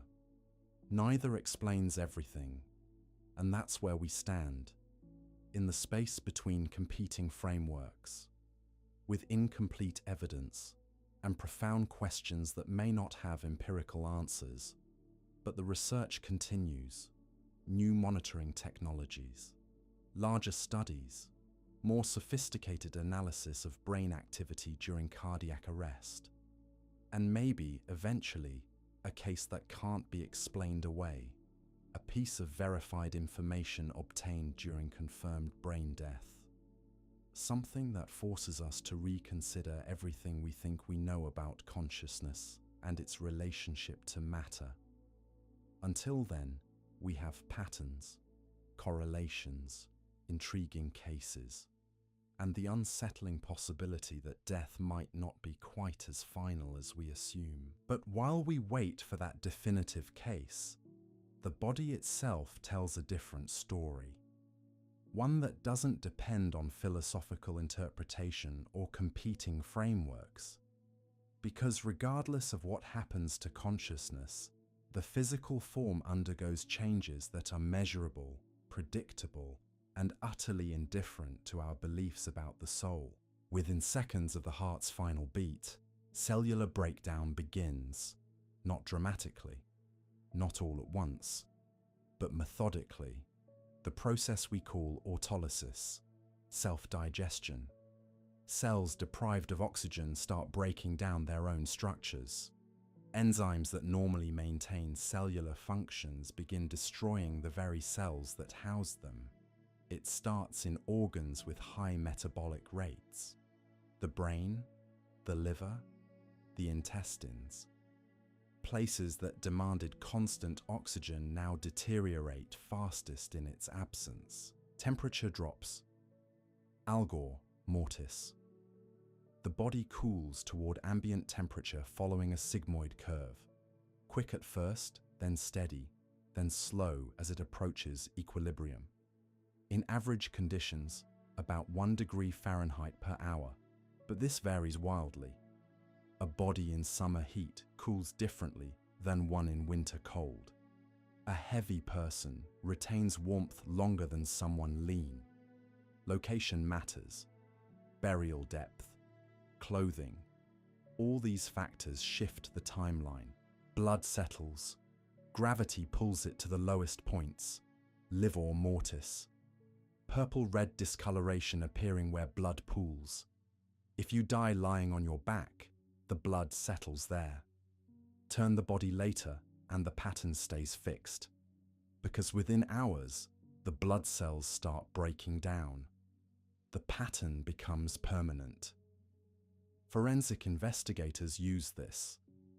They can tell if a body was moved after death. The blood doesn't lie. Muscles stiffen. Rigor mortis. Without ATP, the molecule that powers muscle relaxation, muscle fibers lock into contraction. It begins in the face. Small muscles first, then spreads. Jaw, neck, trunk, limbs. Full rigidity within 12 hours typically. But again, conditions vary. Heat accelerates it. Cold delays it. The body stays rigid for perhaps 36 hours. Then enzymes break down the contracted proteins. The stiffness fades. The body becomes flaccid again. These early changes happen whether consciousness persists or not. They're mechanical, chemical, inevitable, but they're just the beginning. After days, bacteria take over. The same microorganisms that helped digest food now digest you. They start in the intestines, where they're most abundant, where they've always lived, but now nothing constrains them.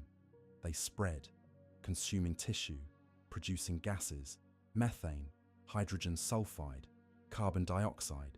The body bloats. Abdomen first. The gases accumulate. Pressure builds, sometimes enough to rupture the skin, to force fluids from orifices. Purge fluid. Dark, foul-smelling, containing blood and partially digested tissue. Bloat typically begins 3 to 5 days after death. Faster in heat, slower in cold. Bodies in humid environments bloat more dramatically than those in arid conditions. The gases distort facial features, swell the tongue, push the eyes from their sockets. The body becomes unrecognizable. Not through violence or trauma, just through the natural process of decomposition, then active decay. Fluids leak, tissues liquefy. The body loses most of its mass during this phase. Organs dissolve, muscles break down, skin sloughs off. What remains is increasingly skeletal. The rate depends entirely on environment. In warm, moist conditions, soft tissue can disappear within weeks. In cold or dry environments, the process takes months, sometimes years. Bodies buried deep decompose slower than those near the surface. Anaerobic versus aerobic conditions. Different bacteria. Different timelines. Insects arrive, blowflies and flesh flies, often within minutes of death if the body is accessible. They lay eggs. The eggs hatch. Maggots feed on decaying tissue. Their life cycle is so predictable that forensic entomologists can estimate time of death by examining which insects are present and what stage of development they've reached. The maggots grow, They transform. They become adult flies, which lay more eggs, generation after generation until nothing remains to feed on. Eventually, only bones, skeletonization, the final stage. Even this varies. In hot, open environments, a body can skeletonize in weeks. In cold or buried conditions, years. The bones themselves degrade, slowly, releasing nutrients into the soil. Nitrogen, phosphorus, potassium, magnesium. The body returns to the earth chemically, becoming part of the ecosystem again. None of this requires mystery, or philosophy, or debate about consciousness. The physical body follows rules. Chemistry, biology, physics. What we are materially becomes something else materially. The atoms that formed you persist. They just arrange differently, becoming soil, becoming plants that grow in that soil, becoming animals that eat those plants.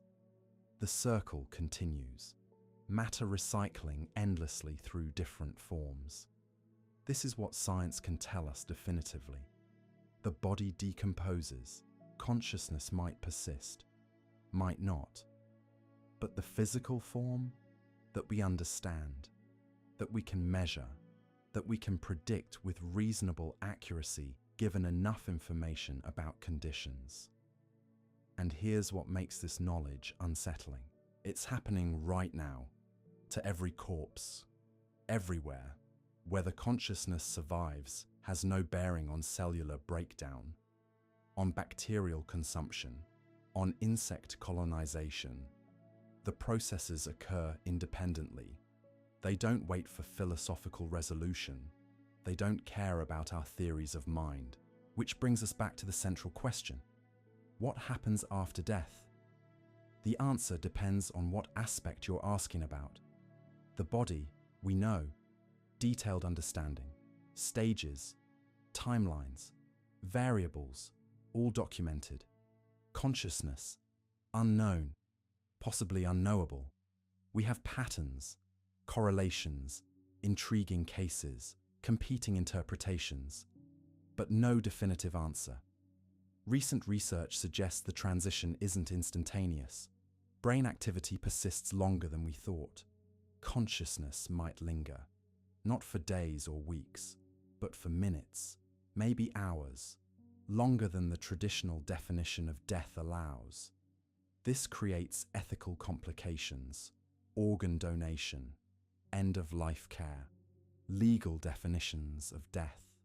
All potentially need revision based on emerging evidence. But even if consciousness persists briefly, it fades. The EEG eventually flatlines. The neurons stop firing. Whether awareness continues beyond that point remains speculative. NDEs provide hints, not proof. The experiences are real. The interpretation is contested, and we're left with uncertainty. Meanwhile, the body continues its transformation, regardless, indifferent, following laws that don't care about consciousness or its survival.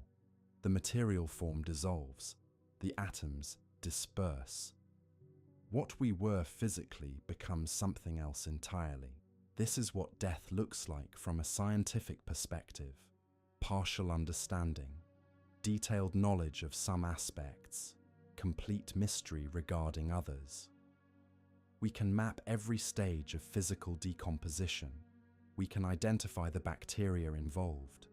We can predict timelines based on environmental factors. We can explain the chemistry, the biology, the physics. What we can't explain is subjective experience. Whether it continues, whether it transforms, whether it simply ends. The hard problem of consciousness remains hard. Death doesn't solve it. Death highlights it. Because if consciousness is just brain activity, death should end it cleanly. But the evidence suggests the ending isn't clean. It's messy, prolonged, with periods where brain activity returns, with experiences that feel real. with memories that form during times when they shouldn't be possible. So we're forced to sit with uncertainty, to acknowledge what we know and what we don't, to resist the temptation to claim certainty where none exists. Science provides frameworks, data, methods for investigation. It doesn't provide ultimate answers to questions that might transcend empirical inquiry. What happens after death? Your body decomposes, following predictable stages, influenced by environment, consumed by bacteria, colonized by insects, returning to constituent elements. This we know. Your consciousness, that remains the deepest mystery, one that might not have a scientific answer, because consciousness itself might not be the kind of thing that science can fully explain, and perhaps that's appropriate. Perhaps some questions should remain questions, not because we can't investigate them, but because the investigation itself reveals the limits of certain types of knowing.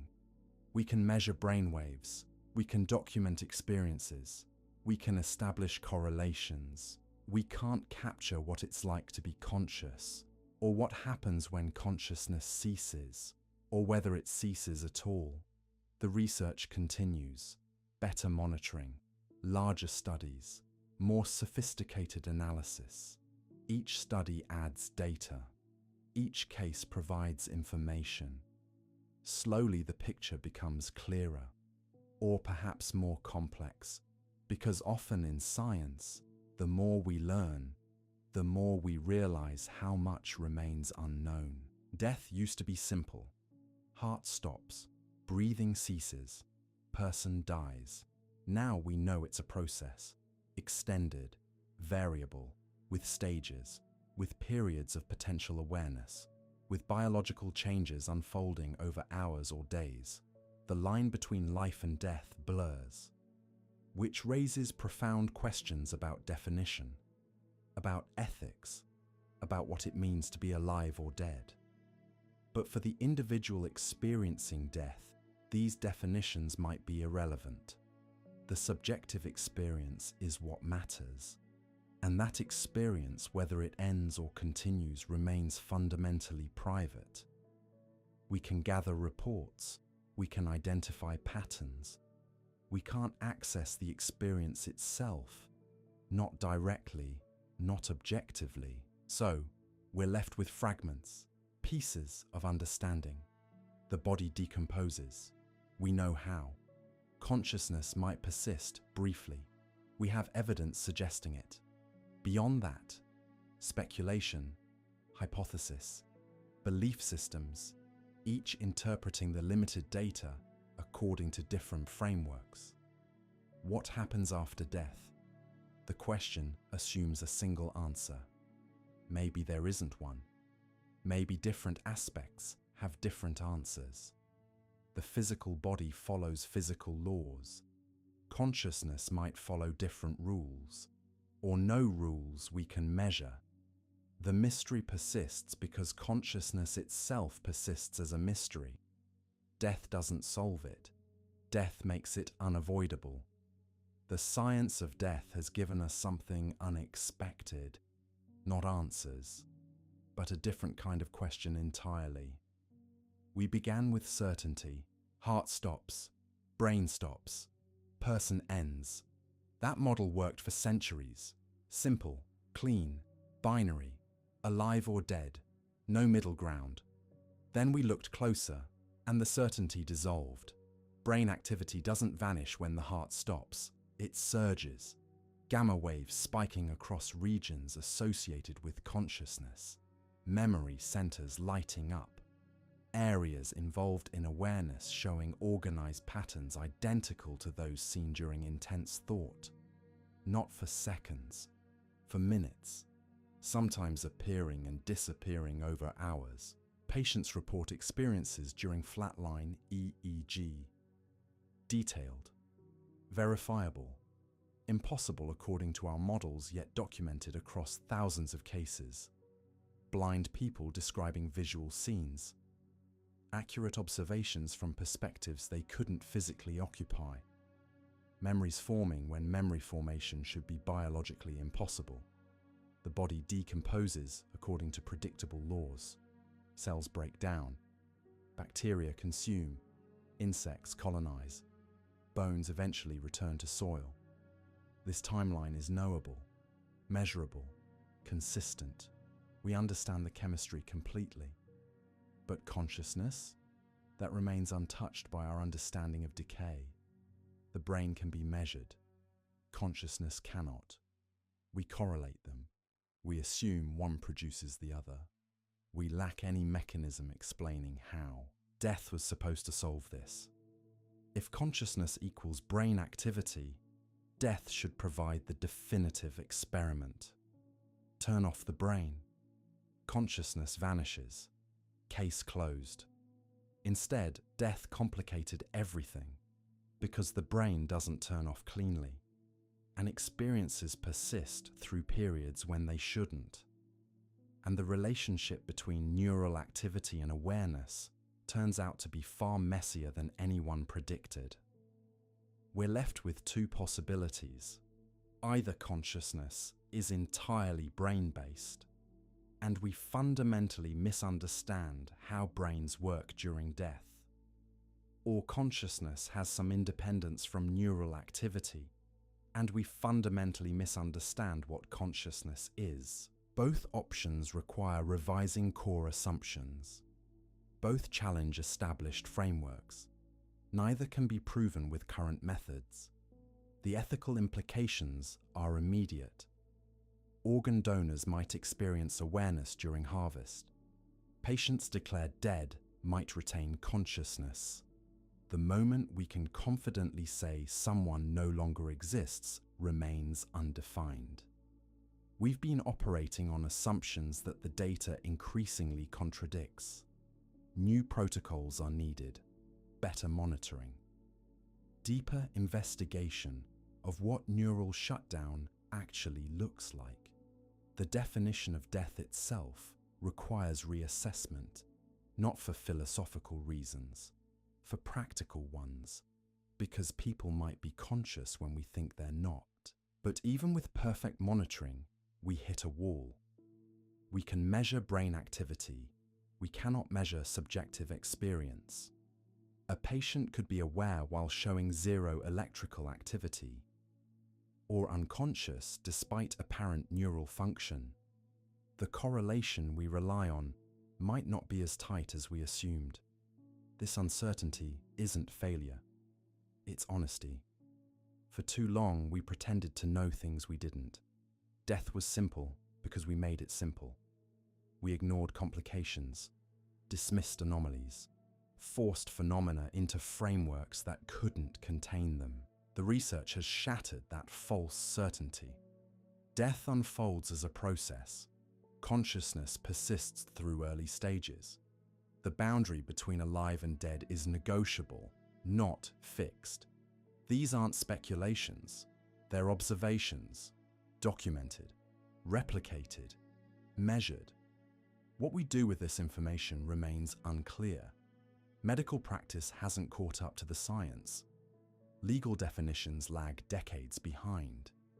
Cultural understanding is essentially medieval. We talk about death as if it's still 1950, as if cardiac arrest equals instant cessation, as if awareness vanishes like a switched light. But lights don't switch. They fade, gradually, unevenly, flickering sometimes before going dark. Consciousness might work similarly, not off instantly, but dimming, returning briefly, fading again. The transition taking time, taking hours potentially. The person somewhere in between, neither fully alive nor completely gone. That in-between state is where everything gets complicated, where ethics collide with biology, where science meets questions it can't answer. Because we can measure when the heart stops. We can document when breathing ceases. We can record when brain waves flatten. We cannot determine when experience ends. And maybe we never will. Maybe that question transcends empirical investigation, not because consciousness is mystical, but because subjective experience is fundamentally private. We can gather reports, we can identify patterns, we cannot access awareness directly. It remains locked behind the boundary of individual perspective. So what happens after death? Your body decomposes. Your brain activity eventually ceases. Whether your consciousness persists, transforms, or ends cannot be determined through external measurement. The question might be unanswerable in principle, not just in practice. This doesn't mean abandoning investigation. It means recognizing limits. Science is powerful. It reveals mechanisms. It establishes correlations. It builds predictive models, but it operates through third-person observation, and consciousness is fundamentally first-person. The gap might be unbridgeable. We can keep gathering data, better studies, larger samples, more sophisticated monitoring. Each piece of information adds to understanding, but understanding has horizons, places where methods reach their boundaries, where questions persist despite perfect data. Death appears to be one of those boundaries. We can map the physical process completely. We can document neural changes extensively. We cannot determine what happens to awareness itself. The research gets us closer to the boundary. It doesn't cross it. And perhaps that's appropriate. Perhaps some mysteries should remain mysterious. Not through ignorance, but through the nature of what's being investigated. Consciousness might be the kind of thing that can't be fully explained from outside. That resists objective analysis. That requires first-person access we can't achieve once the person is gone. The body returns to elements. The atoms disperse. They become other things, other structures. The material continuity is traceable. Your carbon becomes tree carbon, becomes animal carbon. The cycle continues. Matter persisting, just rearranged. Consciousness doesn't obviously follow this pattern. It's not made of atoms. It doesn't decompose. It doesn't get absorbed by bacteria or consumed by insects. Whatever consciousness is, it operates under different rules than matter, which means its fate after death might be fundamentally different. Or maybe consciousness is matter, just matter organized in ways we don't yet understand. Maybe the right arrangement of neurons does produce awareness. Maybe we just haven't figured out the mechanism. Maybe future science will explain it completely. Both possibilities remain open. The materialist explanation isn't proven. The dualist explanation isn't proven. We're genuinely uncertain, and that uncertainty reflects honest engagement with evidence that points both ways. What we know is this: death is a process, not an event. Consciousness doesn't vanish instantly. The brain remains active longer than traditionally thought. Experiences occur during periods when they shouldn't be possible. The boundary between life and death is blurry and negotiable. Everything else is interpretation, framework dependent, belief influenced. We can describe what happens to bodies. We can document what happens to brains. What happens to consciousness remains fundamentally unclear. The question isn't going away. If anything, it's becoming more pressing. As resuscitation techniques improve, more people survive cardiac arrest. More people return with experiences. More data accumulates, and the pattern becomes harder to dismiss. Something is happening. Something that doesn't fit our models. Maybe consciousness survives death. Maybe it doesn't. But the question has moved from philosophy to science, from speculation to investigation, from assumption to uncertainty. And that movement matters because certainty was false. Uncertainty is honest. We don't know what happens after death. Not completely, not yet. Possibly, not ever. The body decomposes. The brain shuts down. Consciousness does something. What that something is remains the deepest question we can ask. One that might not have an answer we can access. One that defines the limit of what science can reveal. And at that limit, we're left with ourselves.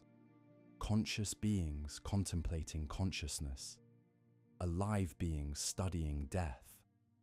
Temporary patterns of matter and energy trying to understand what happens when the pattern dissolves. The investigation itself is remarkable.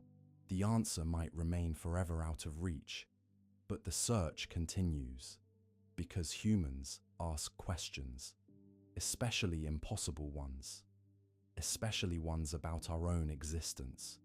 We push against boundaries, we investigate mysteries, we refuse to accept that some things can't be known. Death is the ultimate boundary, the final mystery, and we're still learning what questions to ask, still developing methods for investigation. Still gathering data that might eventually point toward truth. Until then, we live with uncertainty. And maybe that's enough. Maybe not knowing is part of being conscious, part of being alive. The mystery of death reflects the mystery of consciousness itself. Both resist complete explanation. Both remain partially hidden. Both define the edges of what we can understand. Your consciousness emerged from matter, somehow, through processes we don't fully comprehend. It will cease or transform or persist when your brain stops. Through processes we don't fully comprehend. The symmetry is striking.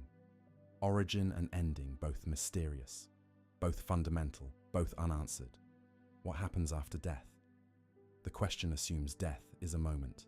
It's not. It's a transition, extended, variable, involving stages we're only beginning to map. The body's fate is clear.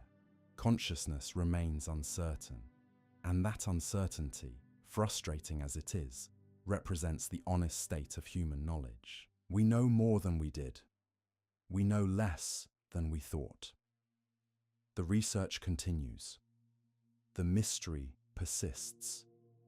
And somewhere in that gap between knowledge and ignorance, between what we can measure and what we can experience, the truth about death waits. Whether we'll ever reach it remains, like consciousness itself, an open question.